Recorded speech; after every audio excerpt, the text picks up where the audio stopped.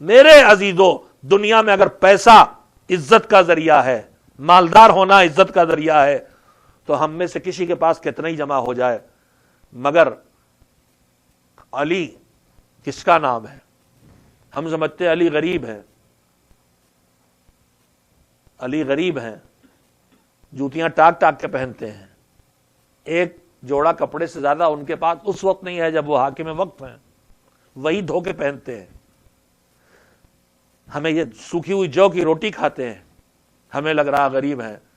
میں کہتا ہوں آپ کو لگ رہا علی اس لیے غریب ہیں، تو میں پوچھتا ہوں میں اس علی کو کیسے غریب مان لوں کہ جو انگلی کا اشارہ کر دے تو دیوار مٹی کی ہو سونے کی بن جائے؟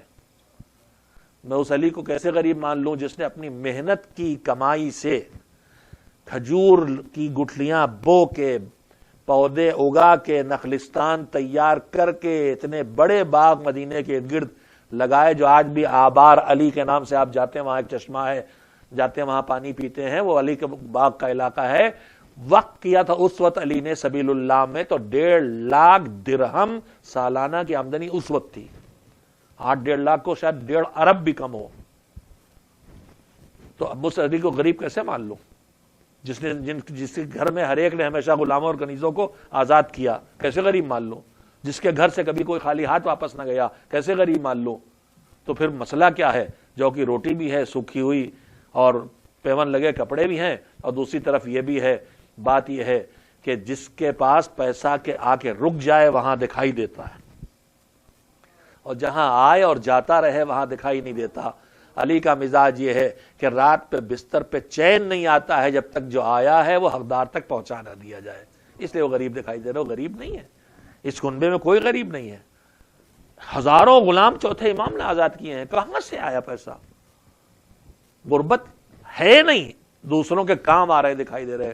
اگر کسی ہمارے ہاں اولاد والا، کسی کی اولاد پڑھی لکھی نکل گئی، ہم جاہل ہیں، ہمارا بیٹا عالم بن گیا، بڑا آفیسر بن گیا، منسٹر ہو گیا، تو اولاد عزت کا ذریعہ بنتی ہے کہ ان کا بیٹا جج ہے، ان کا بیٹا ڈاکٹر ہے، ان کا بیٹا مولانا ہے، اس پر ہم عزت کرتے ہیں۔ تو اگر اولاد عزت کا ذریعہ ہے تو علی سے اونچی اولاد کسی کی ہو تو بتاؤ؟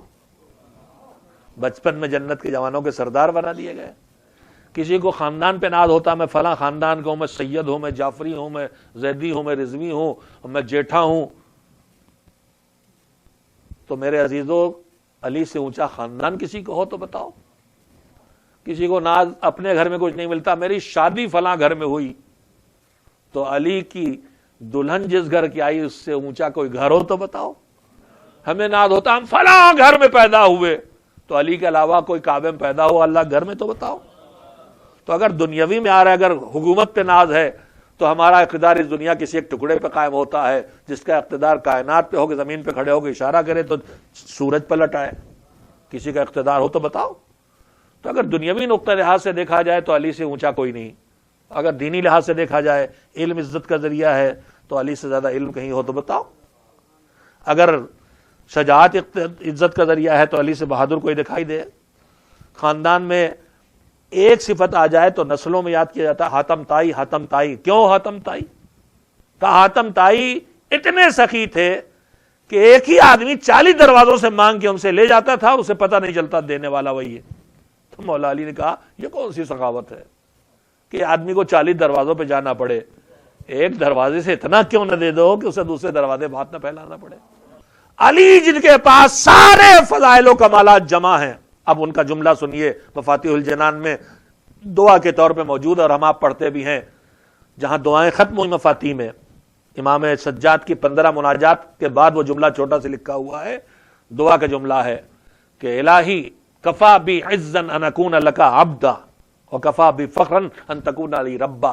علی جو اتنی فضیلتوں والا ہے وہ کیا کہہ رہا؟